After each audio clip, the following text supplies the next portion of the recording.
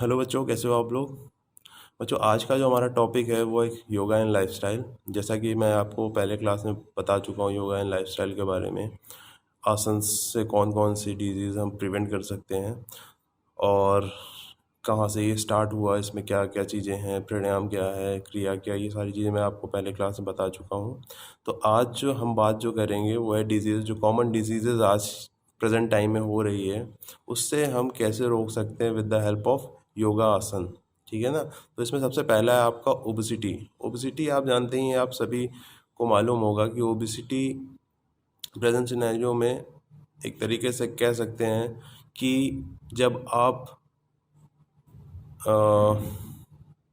Calorie ज़्यादा ले लेते हैं, ठीक है ना, और उस कैलोरी को बर्न नहीं करते हैं। जैसे कि बोला गया है कि एक दिन में एक पर्सन को 2500 कैलोरी की ज़रूरत होती है।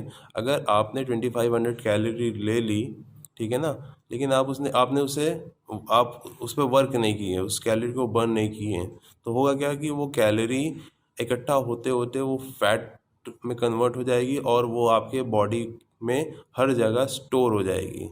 ठीक है ना। ये स्टोरेज आपका होगा एब्डोमेन, चेस्ट, शोल्डर, ये सारी जगह जब आपका ये फैट रुक जाएगा तो आप ओबीस हो जाएंगे, जिसमें आपको बहुत सारी प्रॉब्लम्स होगी। जैसा कि रनिंग करेंगे या कोई फिजिकल एक्टिविटी करेंगे, उसमें बहुत जल्दी आप फटीग हो जाएंगे, बहुत जल्दी आप थक जाएंगे, टायर्डनेस लगेगी, कार्डिक प्रॉब्लम आपको हो जाएगी, ठीक है ना, बीपी हाई हो सकता है। ठीक है। तो ये सारे प्रॉब्लम आपको ओबेसिटी की वजह से हो जाएंगे। ठीक है ना। तो बच्चों, मैंने आपको इससे पहले बीएमआई के बारे में बताया था, बॉडी मास इंडेक्स। तो ये अगर आपको याद हो तो ठीक हो, नहीं तो मैं एक बार आपको और बता देता हूँ कि बीएमआई इसीलिए बनाया गया था क्योंकि एक पर्सन, किसी भी इंडिविजुअल पर्सन की अगर हाइट और वेट को हम कैलकुलेट करेंगे तो उसका एग्जैक्ट बॉडी मास इंडेक्स हम कैलकुलेट कर सकते हैं। ठीक है ना। तो इसका फॉर्मूला मैंने आपको बताया था, वेट अपॉन हाइट स्क्वायर। ठीक है ना। वेट आपका जो केजी में है और मीटर में जो आपकी हाइट है उसको डिवाइड करेंगे तो आपका बीएमआई आ जाएगा। अब इसकी कैटेगरी मैंने आपको बताई थी कि 18.5 के बिलो रहेंगे आप तो आपका जो है ये अंडर वेट हो जाएंगे, और 18.5 टू 24.9 ये नॉर्मल वेट है, और 24.9 से अगर आप एबव जाते हैं तो आप ओबीस हैं। ठीक है ना, ओबेसिटी के कैटेगरी में आ जाएंगे। तो ये तो थोड़ा सा इंट्रोडक्शन था ओबेसिटी के बारे में। तो बच्चों, फर्स्ट आसन हमारा है त्रिकोण आसन। ठीक है ना। त्रिकोण आसन में आपका बेनिफिट मैंने पहले बता देता हूँ, बेनिफिट क्या क्या चीज़ें हैं। It strength the leg, knee, arms and chest, यानी कि ये आपके लेग, आर्म्स, नीज और चेस्ट में स्ट्रेंथ डेवलप करेगा। दूसरा, help in improving digestion system, digestive system आपका अच्छा होगा। और it increase the mental and physical ability, ये आपकी बढ़ाएगा। It reduce stress, anxiety, back pain, ये भी प्रॉब्लम आपकी रिड्यूस होंगी। It help in increasing height, ये भी आपका, क्योंकि जब आप त्रिकोण आसन करेंगे तो आपकी मसल्स में खिंचाव आएगा। ठीक है ना, आपके अंदर फ्लेक्सिबिलिटी ज़्यादा डेवलप करेगी। नेक्स्ट है फिर, it help in reducing the access body weight. ठीक है ना, ये आपके बॉडी वेट को भी दूर करेगा। अगर आपके एब्डोमेन में अगर फैट ज़्यादा है, पेट बाहर है, तो आपको थोड़ा सा प्रॉब्लम होगी इसको करने में, लेकिन आप अगर इसे करेंगे तो आपका फैट स्टमक का ये कम हो जाएगा। फिर है, इट एनहांस ब्लड सर्कुलेशन, ये आपके ब्लड के सर्कुलेशन को बढ़ाएगा। तो सबसे पहले हम करेंगे त्रिकोण आसन, चलिए करते हैं।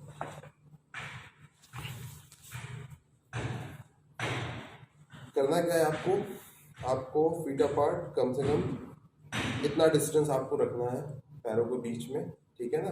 और उसके बाद अपने साइड से आर्म्स को रेस करना है। ठीक है ना।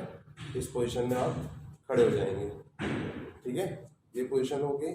और उसके बाद आपको अपने राइट हैंड के फिंगर टिप से, ठीक है ना, राइट हैंड के फिंगर टिप से अपने राइट लेग के टो को टच करना है।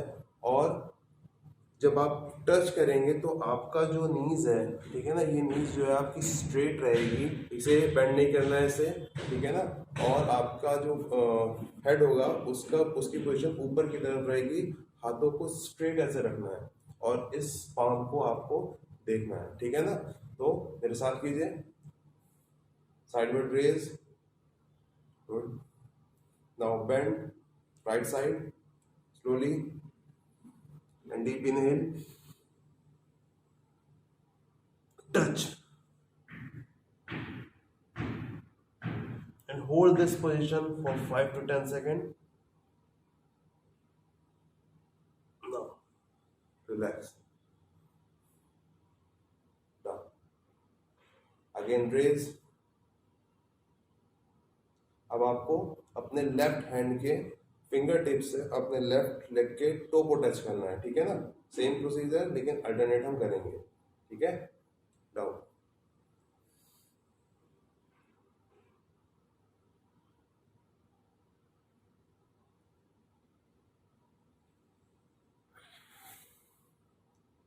रिलैक्स। तो बच्चों जब आप ये आसन करेंगे तो आपको इसमें अल्टरनेट टाइम करना पड़ेगा।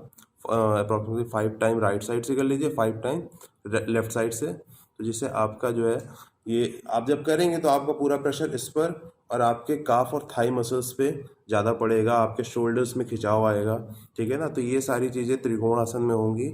और जब आप ये आसन करें तो आप कोशिश कीजिए कि इसे 10 सेकेंड, ठीक है ना, जितनी देर तक आप होल्ड कर सकते हैं इस पोजीशन में।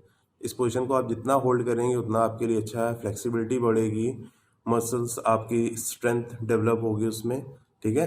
नेक्स्ट है, हाँ एक चीज़ जो मैं बताना भूल गया कि अगर आपको सेवरल बैक पेन है तो इस आसन को मत कीजिए। अगर करना भी है तो ज़्यादा आप उस पर लोड मत डालिए, जैसे कि टच करते वक्त आप खींचते हैं अपनी बॉडी को नीचे की साइड, वो मत कीजिए। कोशिश कीजिए जहाँ तक हो सकता है आप वहीं तक कीजिए, ठीक है। नेक्स्ट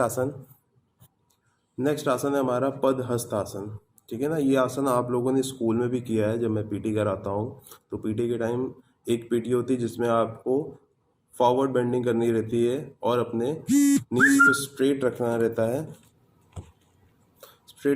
है और अपने टो को या फिर फ्लोर को टच करना होता है, ठीक है ना। तो इसमें भी आप ये भी आपका ओबेसिटी के लिए बहुत अच्छा है, ठीक है। इसमें आपके स्ट्रेंथ, आपके थाई और काफ मसल्स पर सबसे ज़्यादा प्रेशर पड़ता है, एब्डोमिनल में प्रेशर पड़ता है, ठीक है ना। तो चलिए करते हैं हम पदहस्त आसन। सबसे पहले आपको स्ट्रेट खड़ा होना है, ठीक है ना। पैरों को जोड़ेंगे नहीं, थोड़ा सा गैप रहे, ठीक है। और फिर अपने हाथों को धीरे धीरे ऊपर उठाएंगे इस पोजीशन में, ठीक है। फिर उसके बाद आपको डीप इनहेल करते हुए बॉडी को, अपर बॉडी को नीचे ले जाना है। और जो कुछ और ध्यान दीजिएगा, जब आप नीचे जाएंगे तो आपका नी स्ट्रेट रहेगा, ठीक है ना। इस पे अगर ये झुकना नहीं चाहिए क्योंकि पूरा प्रेशर इस पे पड़ता है, तभी आपकी मसल्स में स्ट्रेंथ आएगी, ठीक है ना। Ready, start. Now down, Excel,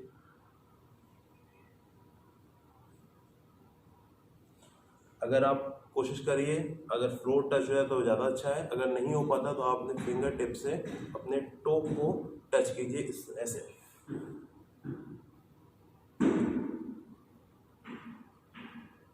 इस पोजीशन को होल्ड कीजिए 10 सेकंड तक, फिर उसके बाद वापस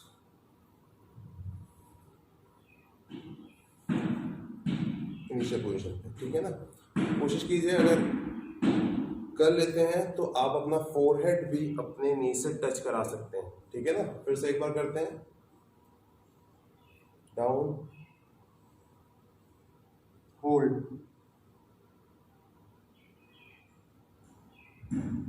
अप। तो बच्चों ये हमारा सेकंड आसन था ओबेसिटी के लिए, जिसे हम पदहस्त आसन भी कहते हैं। नेक्स्ट है हमारा पश्चिमोत्तानासन। ये Paschimottanasana same as it is, जैसे कि पदहस्त आसन मैंने आपको कराया, ये खड़े होकर होता है, लेकिन पश्चिमोत्तानासन आपका बैठ के होगा। करना क्या होगा आपको,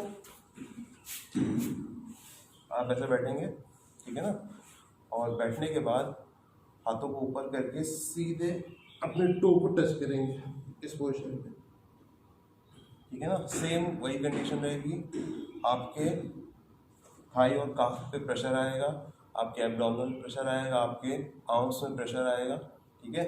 और जब आप आगे की तरफ जाते हैं तो इसे फोल्ड नहीं करना है अपने नीज को, और कोशिश कीजिए आप अपने फोरहेड को अपने नीज से टच करा दीजिए, ठीक है। ये हो गया हमारा तीसरा।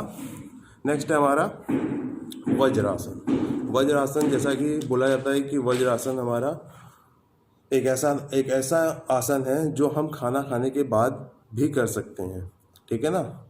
ये आपके डाइजेस्टिव सिस्टम के लिए बहुत अच्छा होता है। तो इसमें होगा कि आपका it is helpful in improving curing back pain and chest diseases, ठीक है ना। इट इन्हेंस मेमोरी पावर आपकी डेवलप होगी, मेंटल स्ट्रेस रिड्यूस होगा, और it strength the pelvic muscles, ठीक है। और एक चीज़ और, ये आपके जो है अगर आप पैरों में फ्लैट फुट की प्रॉब्लम है तो वो भी आपकी क्योर होगी। तो करते हैं वज्रासन। कैसे करेंगे वज्रासन में? आपको बैठना है ऐसे, ठीक है ना, और अपने जो इस एंगल को ऐसे फोल्ड करेंगे, वी बनाएंगे, वी शेप में, ये ऐसे, ठीक है ना। और इस वी शेप को बनाने के बाद आप उसी वी शेप पे ऐसे बैठ जाएंगे, ठीक है ना। बॉडी को स्ट्रेट रखेंगे और ब्रीदिंग आपकी नॉर्मल रहेगी।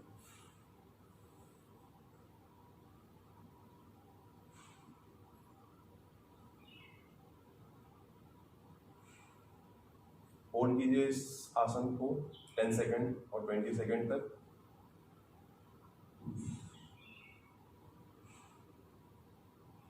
नाउ रिलैक्स, ठीक है। तो ये आपका वज्रासन है। ये आसन आप खाना खाने के बाद कर सकते हैं, ठीक है, जिससे आपका खाना डाइजेस्ट बहुत अच्छे से होगा। अगर आपके घर पर जगह नहीं है, आप वॉक नहीं कर पा रहे हैं, तो इस आसन पे आप इस आसन पे बैठ सकते हैं अप्रॉक्सीमेटली 2 मिनट तक, जिससे आपका खाना डाइजेस्ट हो जाएगा प्रॉपरली। नेक्स्ट आसन है हमारा अर्धमत्स्येंद्र आसन। ये आसन भी आपके ओबेसिटी के लिए बहुत अच्छा है। ओबेसिटी आपकी रिड्यूस होगी इससे, और आपका एब्डोमिनल मसल्स में स्ट्रेंथ डेवलप होगी, फ्लेक्सिबिलिटी इंक्रीज होगी, ठीक है। तो चलिए करते हैं अर्धमत्स्येंद्र आसन। करना क्या है आपको? पहले अपने राइट लेग को फोल्ड करके आपको उसी के ऊपर ऐसे बैठ जाना है, ठीक है ना। ये बैठ गए आप, ये ऐसे बैठना है, ठीक है। और फिर अपने लेफ्ट लेग को राइट लेग के क्रॉस रखना है ऐसे, ये, ठीक है। और फिर अपने लेफ्ट हैंड से लेफ्ट लेग को क्रॉस करके अपने राइट लेग के नीज को ऐसे होल्ड करना है, और अपने राइट हैंड को पीछे रखना है यहाँ पे, और फिर अपर बॉडी को प्रेस करना है पीछे की तरफ ही।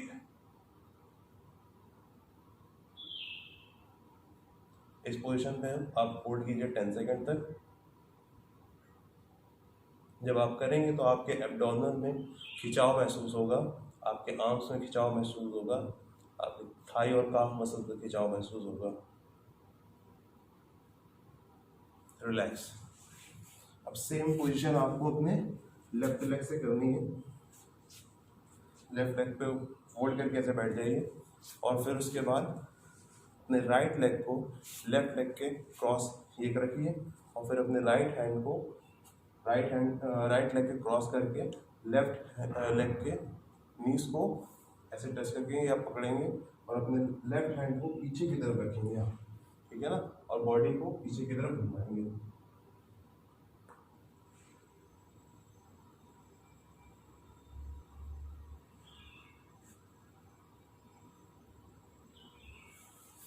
ठीक है, तो ये आपका हो गया अर्धमत्स्येंद्र आसन।